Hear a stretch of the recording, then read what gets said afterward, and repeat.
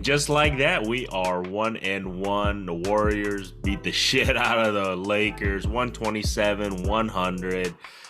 It wasn't even that close in the fourth quarter. Both sides pretty much sat their starters the entire fourth quarter, especially the Lakers did. And this game, there was a lot behind it, but keep in mind, all you fans, especially Warrior fans, I'm one of them, relax. 27 points or 1 point win, it's one win. So it's one of those things where everybody needs to relax. We'll see how the Lakers come out for game 3 in the next couple days. Now, a lot of things to take from this game. I did a video on the last game when the Lakers won, and I was telling you guys I really felt like the Warriors figured something out in that fourth quarter. They didn't play horrible in the second half, the Warriors of game 1, but they ended up losing because they dug themselves a hole and they couldn't stop Anthony Davis. However, this game 2, there's a lot of things that happened. Steph got 20 points. But the big thing was he had 12 assists. A lot of people, if you don't watch the game, you don't get to see the double and the triple teams that he commands. I mean, a lot of times that, Steph has the ball, especially towards the end of the quarters of, most of these quarters, the Warriors are able to build confidence and I guess you can say momentum, onto the next quarter or the half or whatnot. And the reason being is because Steph gets double teamed instantly. So what the Lakers are doing right now, their game plan is get the ball out of Steph's hands. They don't want Steph to beat them. They don't want him to get those last shots to build that momentum, which is smart. Don't get me wrong. I mean, because you know how it is when Steph makes those freaking amazing fucking shots. It builds momentum. It gives them confidence. Everything the Warriors are looking for. However, right now they're instantly double teaming him, so he has to get rid of the ball. Now, credit to Steph, he's making the right decisions, passing on the ball. Even that last game, like I said, game 1 they lost. That pass, swung over to Jordan Poole. It was a wide open 3, guys. At the end of the day, on that, so. He's making the right plays. He's trusting his teammates. And now, game 2, you can see his teammates are producing. I mean, Clay, thank goodness Clay showed up. He could have had 40 easily. And they didn't play in the fourth quarter. So he had 30 points. He was on fire from three-point land. Clay was old Clay. I think he was like 8 of 10 or 8 of 11 from 3. And he was rolling on all cylinders. So if we can get Clay like this for the next, I don't know how many games, look out. It's going to be tough to stop the Warriors. Now, I really like, the guys were saying, the commentators were saying the Warriors were getting into their offense faster. So I felt they were doing that on game 1 in the fourth quarter. And that's why they came back, they were down by double digits. They came back, made a game of it, almost took it to overtime. This game, I felt like they did the same thing. They were moving faster on their offense. They weren't slow playing it or playing too much of a half-court game, which the Warriors still, I felt like they even did well in that today too. But I think they were getting into their rhythm quicker, getting into their offense quicker with Steph, the pick and roll and everything on that. So that was definitely something I felt. We'll see if the Lakers can adjust to that or not defensively. But I think that's going to be the benefit to the Warriors. Now, the Lakers, this is the thing, man. It's a tale of 2 games, especially for Anthony Davis. I think he had like barely 10, 11 points.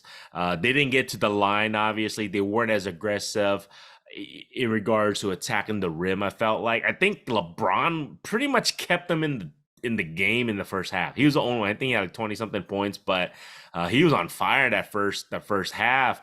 No matter what the Warriors did, they couldn't stop him. And especially when LeBron's hitting the threes, that's going to be definitely tough. However, the rest of the Lakers, I felt like their energy level was sapped. They didn't have as much energy level as they did as game 1.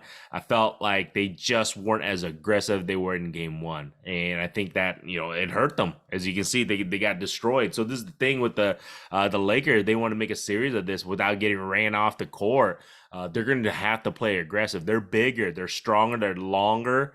They're going to have to play tough. And that's the thing with Anthony Davis. Has always been an issue with him, is that he's inconsistent.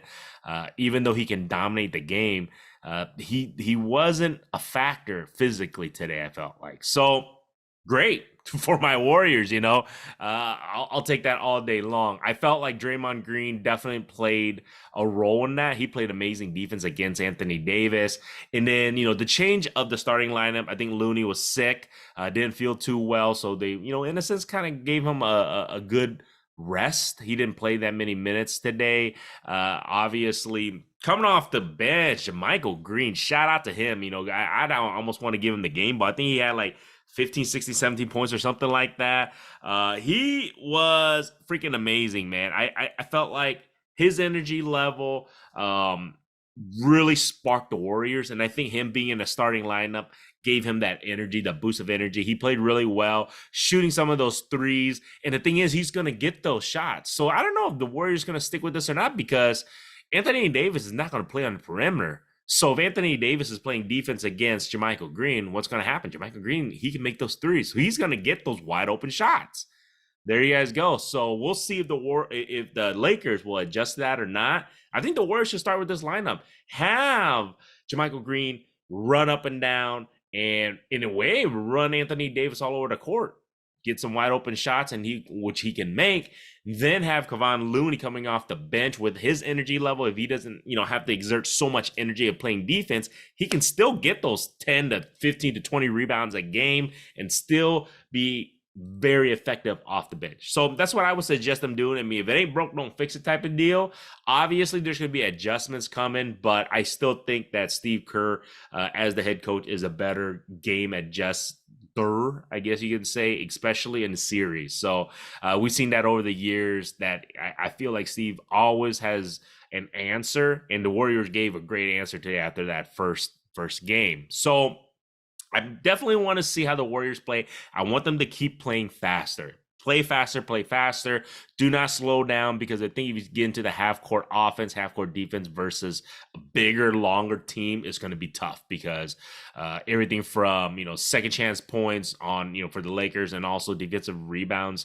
If you get into that half-court offense, half-court, defense type against a bigger, stronger team, it's going to be tough on the Warriors. So, and plus, I think when they run faster and they get into their offense faster, with the way they move, they get cleaner shots. I mean, Clay got open shots. Steph got a few open shots.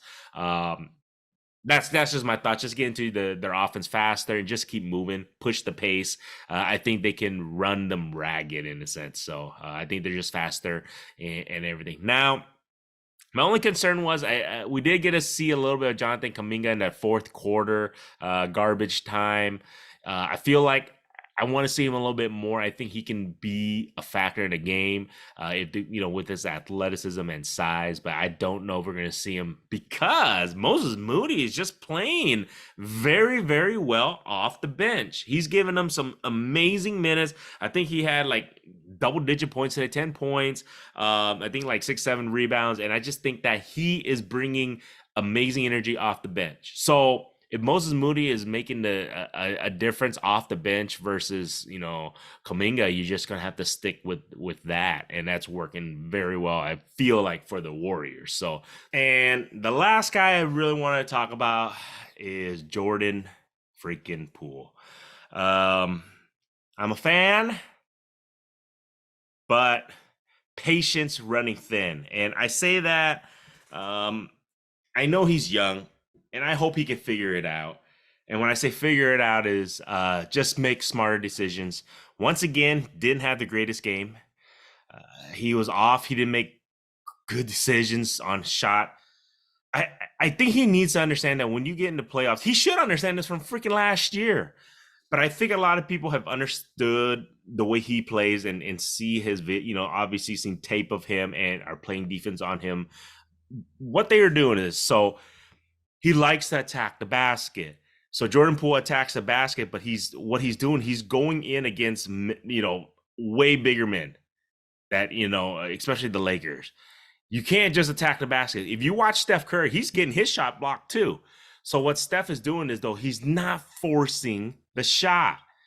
Jordan Poole is forcing those layups, forcing those shots, regular seasons or against teams that are not as athletically tall.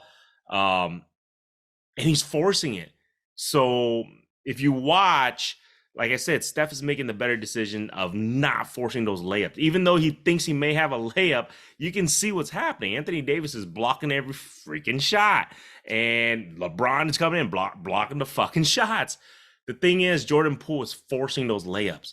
What he needs to understand is it's okay to keep moving. You don't have to force those shots up near the basket, especially when the team is blocking your guys' thing. So that's just as good as a turnover when he's doing that. And then his shot, I think his confidence level is getting hit a little bit. Last game, missing that last game shot, even though he had a good game. I think it affected him for this game, 100%. I feel definitely his shot was a little off, a little short. He was airballing a couple threes, and he needs to figure it out. He needs to calm down. He may even have to sit a little bit more. I mean, the Warriors going to need him. He has to understand this. The Warriors, if they want to win the championship, they're going to need him to get into some type of offensive flow. He's going to have to sooner or later, because the Warriors are going to need that off the bench when Steph takes a breather, or when Klay's taking a breather. They need that. So he's going to have to figure it out, get his confidence, get his mind right, and just make better decisions. That's plain and simple about him, is that he's got to make better decisions, because he has the ball in his hand most of the time, every time he's on the court.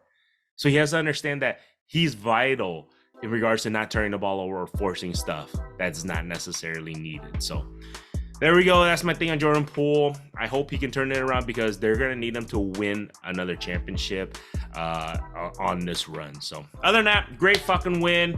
Let's go Dubs. Can't wait for game 3. It's going to be exciting to see, because they're going to go down to LA now. And I'm pretty sure LeBron's going to come out pretty heated. I'm pretty sure Anthony Davis is going to come out, pretty hot. But I hope the Warriors can bring the same energy level as they did today. So other than that, man, if you guys enjoyed this shit, subscribe.